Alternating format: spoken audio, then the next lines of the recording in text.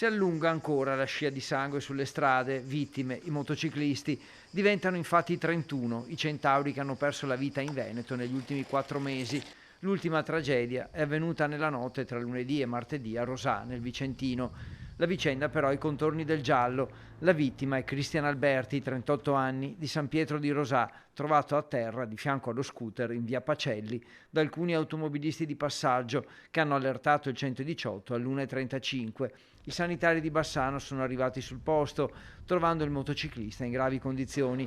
L'hanno stabilizzato sul posto, quindi trasferito in codice rosso all'ospedale San Bortolo di Vicenza, dove purtroppo è espirato poche ore dopo. Un incidente che si è trasformato in giallo in quanto nessuno avrebbe visto cos'è accaduto, con i vicini che tra finestre chiuse e condizionatori accesi non hanno sentito nulla, compresi quelli che abitano nelle case più vicine al luogo della tragedia. A effettuare i rilievi e a indagare sulla dinamica i carabinieri che sono alla ricerca di testimoni o di immagini di telecamere della zona.